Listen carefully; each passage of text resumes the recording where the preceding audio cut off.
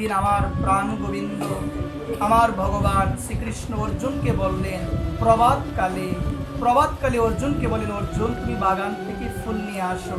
অর্জুন বাগানে গেলেন ফুল আনার জন্য। কি আনার জন্য? সবাই বলে ফুল আনার জন্য গেলেন। এই বাগানটা ছিল মহাবীর হনুমানের। এটি ভগবানের ইচ্ছা। ইতিপূর্বে এর আগে হনুমানের সঙ্গে অর্জুনের দেখা হয় নাই। ভগবান জগতে একটা শরণাগতির লীলা প্রতিস্থাপন করার জন্য অর্জুন কেমন শরণাগত ছিল ভগবানের প্রতি, এটাই বোঝানোর জন্য আজকে প্রভাতকালে ভগবান অর্জুনকে পাঠালেন। কোথায় পাঠালেন গো মা? আজকে বাগানে পাঠালেন। কার বাগানে? হনুমানের বাগানে গেলেন, ফুল চয়ন করবেন। হনুমান তো জানেন। হনুমান দেখলেন অর্জুন এসে জিজ্ঞাসা করলেন, কে? আমাকে না বলে ফুল চয়ন করার জন্য এসেছো, চুরি করার জন্য এসেছো?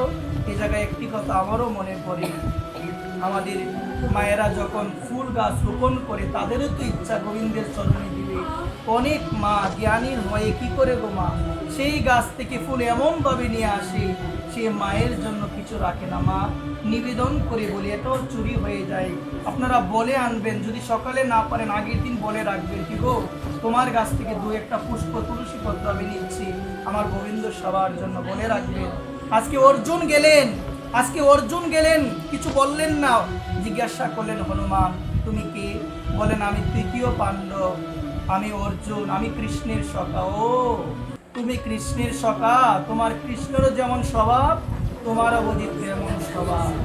কৃষ্ণ বৃন্দাবনে চুরি করে না মা? আহা, আসুন একটু শুনি। চৌরাগ্য গণ্যং পুরুষাং নামামি, বলছেন সেই ভগবান যিনি সব চুরি করেন, আমাদের অনন্ত জন্মার্জিত পাপ চৌরম, আমার অনন্ত জন্মের যিনি পাপ চুরি করেন, সেই ভগবানকে আমি প্রণাম জানাই। সেই ভগবানকে আমি প্রণাম জানাই যিনি আমার অনন্ত জন্মের পাপ চুরি করেন। ও তুমি বুঝি কৃষ্ণের সখা, তোমার কৃষ্ণেরও যেমন স্বভাব, তোমারও বুঝি তেমন স্বভাব। কৃষ্ণ চুরি করে বৃন্দাবনে, ঘরে ঘরে চুরি করে, আর তুমিও বুঝি আমাকে না বলে আমার বাগানে এসেছো ফুল চুরি করার জন্য। মনে একটি কষ্ট লাগলো অর্জুনের, কারণ সখা তো, যাকে আমরা ভালোবাসি তার নামে তো নিন্দা ভালো লাগে না। ভালো লাগে তো? লাগবে না। আপনার ছেলের নামে নিন্দা করলে, কিছু বললে ছেলে খারাপ হলো, আপনি বলবেন না তার কাছে আমার ছেলে খারাপ।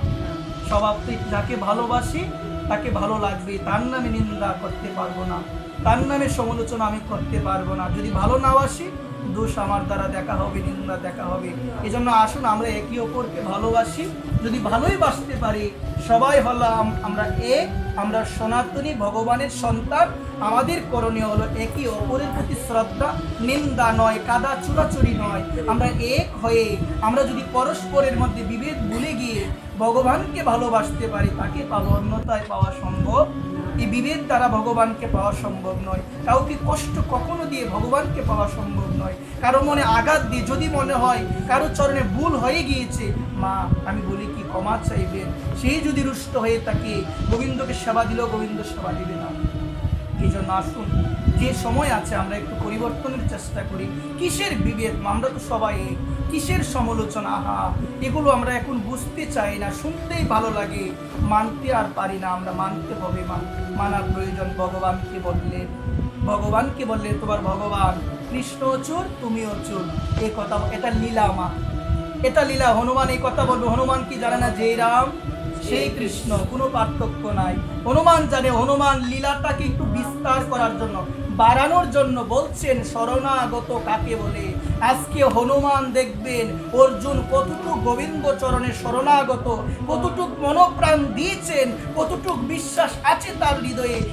এটি পরীক্ষা করার জন্যই, তিনি লীলা বিস্তার করার জন্যই আজকে হনুমান সাক্ষাৎ প্রভু রাম ভক্ত, একনিষ্ঠ ভক্ত, তিনি এই ধরনের কথা বলছেন।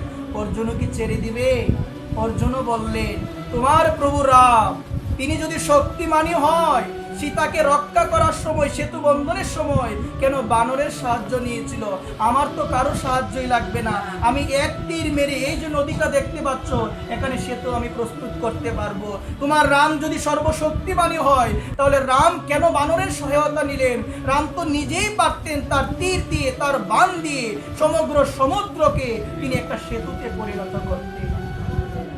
আজকে হনুমান বললেন তুমি হয়তো বা পারবে, কিন্তু সেই সেতুর মধ্যে আমি উঠলেই ভেঙে যাবে। তুমি পারবে, করতে পারবে। তখন অর্জুন দীপ্ত কণ্ঠে বললেন, যদি এমন হয় আগুন প্রজ্বলিত করে, আগুনের শিখা প্রজ্বলিত করে সেই আগুনের মধ্যে আমি আত্মহতি দিয়ে দেব। প্রতিজ্ঞা করলেন মা। আসুন, ভগবান ভক্তকে কেমন ভালোবাসে এখানে তার প্রমাণ। আজকে অর্জুন তার তীর দিয়ে নদীর মধ্যে প্রস্তুত করলেন এক সেতু। এদিকে বলা হলো, হনুমান তুমি ওঠো।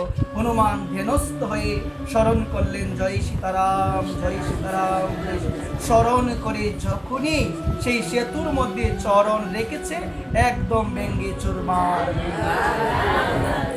চুরমার হয়ে অর্জুনের মন ভেঙে গেল। অর্জুন বললেন, আমি হলাম পাণ্ডুপুত্র অর্জুন, তৃতীয় পাণ্ডব, যে কথা বলেছি সে কথা রাখবই। এখন হনুমান তো বিপদে পড়ে গেলেন, এখন কি হবে? অর্জুনকে রক্ষা করবে কে? কিন্তু জগতে জানালেন, শাস্ত্র বললেন, রক্ষা করার দায়িত্ব হলো একজনের। তিনি কে? তিনি হলো ভগবান। আজকে ভগবান তো সব কিছু দেখেন, সব কিছু জানেন, অন্তর্যামী। ভগবান দেখলেন, এখন আমি যদি না যাই, অর্জুন তার প্রতিজ্ঞা রক্ষা করার জন্য অবশ্যই আগুনের মধ্যে আত্মহতি, মানে নিজেকে সে বিলিয়ে দেবে। ভগবান একটা বৃদ্ধ মানুষের রূপ ধারণ করে এই জায়গায় এসে বলেন, এখানে কি হচ্ছে? সমস্ত ঘটনা খুলে বলছে, এখানে কেউ সাক্ষী আছে? বলছে সাক্ষী নেই। বলছে সাক্ষী ছাড়া কি আর কিছু হয়নি? বলছে আবার পুনরায় করা হোক, আবার পুনরায় করা হোক। সাক্ষী ছিল না, তাহলে সাক্ষী যদি না থাকে, তোমরা যদি দুইজনই থাকো, তাহলে এটি প্রমাণ কি করে হবে? কে প্রতিজ্ঞা করেছে, কে কি বলেছে? বলছে আবার নতুন ভাবে এটা করা হোক, আবার নতুন ভাবে করা হোক। অর্জুনকে বলা হলো, এখানে সবাই রাজি হলো। অর্জুন পুনরায় কি করলো বলো? সবাই পুনরায় সেতু আবার প্রস্তুত করলেন। হনুমান সীতারাম বলে যখনই চরণ রাখবেন, হনুমান চরণ রেখে উঠল। হনুমান দেখছেন আমার মধ্যে এত শক্তি, এখন তো কোনো কিছুই হচ্ছে না। জলের দিকে তাকিয়ে দেখলেন আমার ভগবান অনাদি আদি গোবিন্দ, সর্বকারণের কারণ ভগবান শ্রীকৃষ্ণ নিজের হস্তে সেতুকে ধরে রেখেছেন।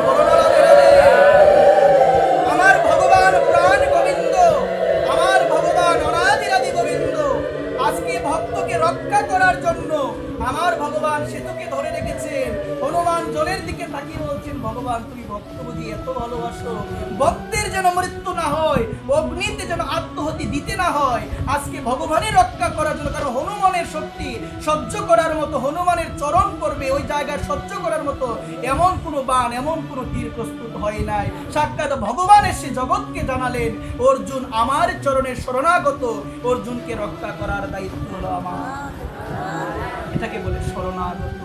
কতটুকু হয়েছে আমার? এটি আমারই প্রশ্ন। অন্য কারো কথা বলবো কি? কতটুকু আমার হয়েছে মা?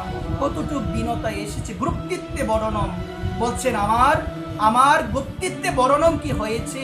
হয় নাই মা, আমার হয় না। আমি আমার কথাই বলছি। এটা হলো শরণাগতির লক্ষণ।